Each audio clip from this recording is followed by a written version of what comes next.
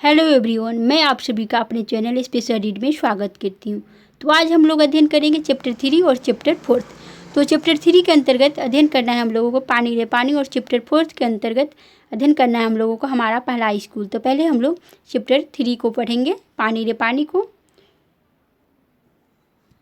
तो चैप्टर 3 में पानी के बारे में अध्ययन करना है, तो अध्ययन को स्टार्ट करते हैं। तो पानी पे एक पहले कविता लिखा गया है, तो इसे मैं पहले पढ़ती थी। मुँह धोऊंगा पानी से, मुन्ना कहता नानी से, प्यासे पानी पीते हैं, पानी से सब जीते हैं, जाने कब से पानी है, कितनी बड़ी कहानी है, कहीं ओश है बर्फ, कहीं पानी ही क्या भाप नहीं, सब रूपों में पानी है, कहती ऐसा नानी है।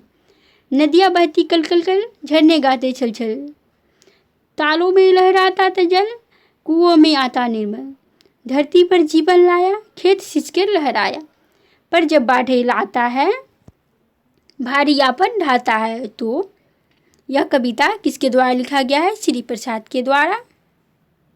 आपके इलाके में गाई या सुनाई जाने वाली पानी से जुड़ी कविताएं और गीत बच्चे कक्षा में गाए। तो अपने इलाके से संबंधित बच्चा जो है कविता और गीत को कक्षा में गाए। इससे क्या होगा? बच्चे अपने समुदाय के ज्ञान और कला के प्रति उनका लगाव बढ़ेगा। कवि ने क्या कहा है? पानी कहाँ कहाँ है। तो कवि ने क्या कहा है? पानी कहाँ कहाँ है, अभी हम लोगों ने पोएम में पढ़ा। पानी कहाँ कहाँ है? नदियाँ बहती कल कल कल, झरने गाते छल छल, तालों में लहराता जल, कुओं में आता निर्मल। तो कहाँ कहाँ है पानी? नदी, झरना, कुओं और तालाब। नीचे दिए जिन कामों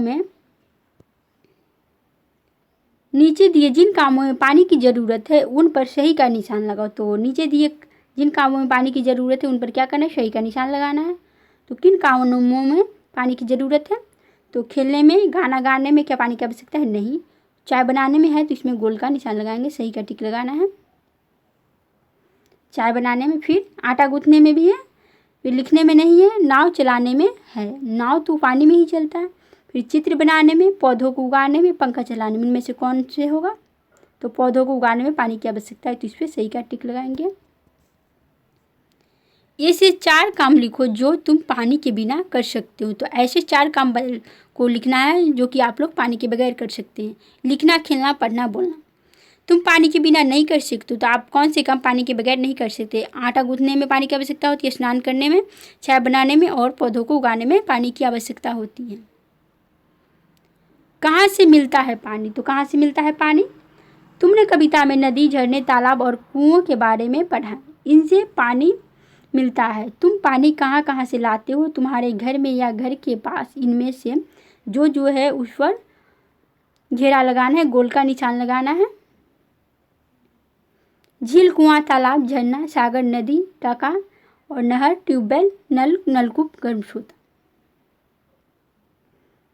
कई जगह कुछ लोगों को आम स्रोतों से पानी नहीं लेने दिया जाता था। कई जगह पे सार्वजनिक स्थानों से बहुत सारे लोगों को पानी नहीं लेने दिया जाता है। इस पर चर्चा करना जरूरी है, जिससे भेदभाव जैसे विषयों के प्रति संवेदनशीलता बढ़ती है।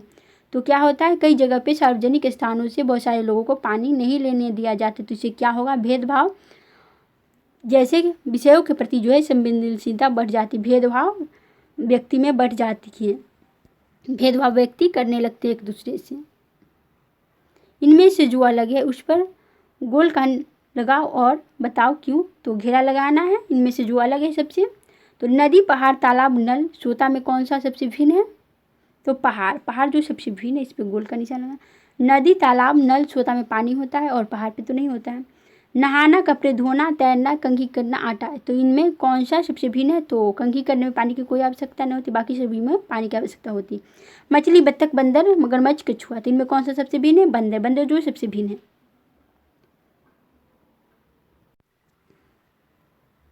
कार, नाव, बस, रेलगाड़ी, साइकिल, तो इनमें कौन सा सबसे भिन्न है? नाव क्योंकि पानी में चलता है, बाकी सब जमीन पे चलते हैं। कार, बस, रेलगाड़ी, साइकिल सब जमीन पे चलता है और नाव जो है पानी में। तो आई होप कि आप लोग यहाँ तक समझ गए होंगे। वीडियो को लाइक और चैनल को सब्सक्राइब आप लोग कर लीजिएगा, जिससे आप लोगों को नोटिफिकेशन मिलता रहे। छुटकी चकराई, हिरन और छुटकी को बहुत गर्मी लग रही थी। तो हिरन और छुटकी को बहुत गर्मी लग रही थी। अंकल ने कहा, रुको, मैं तुम्हें आम का पन्ना देता हूँ। उन्होंने 2 स्टील के गिलास भरकर बच्चों को पकड़ाए। तो उन्होंने क्या किया, 2 स्टील के गिलास भरकर बच्चों को पकड़ाए। तो पहले 2 गिलास इस तरह से था, पहले वाला 2 गिलास इस तरह से था, लंबा सा। पर छुटकी ने जिद पकड़ी, मुझे तो कांच के गिलास में ही पीने में मज़ा आता है। अंकल ने पन्ना एक कांच के गिलास में पलट दिया। तो अंकल ने जो कांच के गिलास में पन्ना पलटा था वह कैसा था, इस तरह से था, इस तरह से था। पर नहीं, छुटकी फिर भी नहीं मानी, बोली, अंकल आपने मुझे तो कम दिया।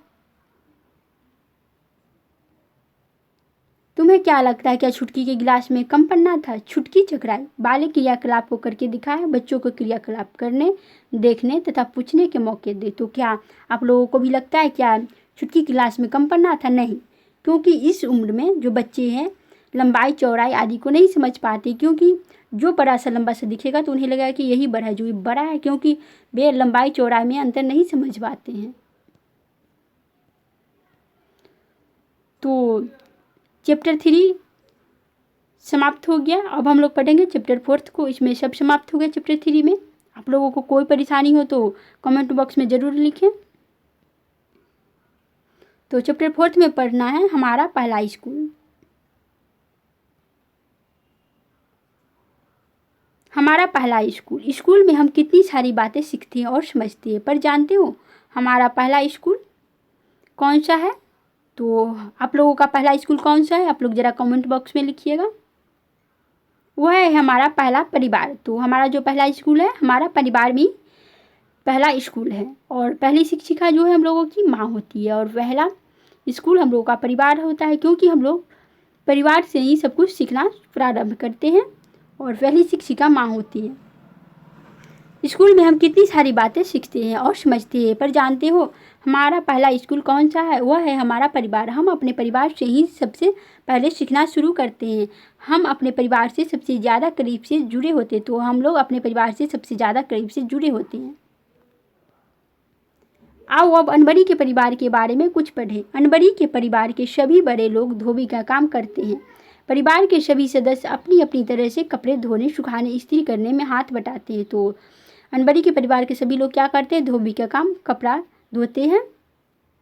अनबरी और उसका चचेरा भाई तौफीक भी अब यह काम सीख रहे हैं। तो अनबरी और उसका जो चचेरा भाई तौफीक भी अब धोबी का काम सीख रहा है।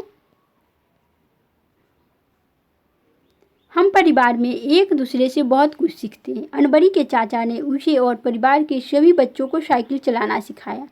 तो हम लोग जो है परिवार में एक दूसरे से बहुत कुछ सीखते हैं। जूते बाहर उतार कर ही घर में आना, यह सुरेखा के घर का रिवाज है, लेकिन उसके कुछ दोस्त जूते चप्पल पहनकर घर के अंदर आ जाते हैं। इससे सुरेखा के जो बाबा है नाराज हो जाते हैं। तो आप लोगों के घर में भी यह नियम होगा कि जब भी आप लोग घर से बाहर जाते हैं तो आपके घर में जो भी बुजुर्ग लोग हो या माँ हो, दादा दादी, तो वो लोग कहते हैं कि पहले आप लोग जूते जो है बाहर निकाल दीजिए, उसके बाद घर के अंदर आइए और प्रवेश कीजिए।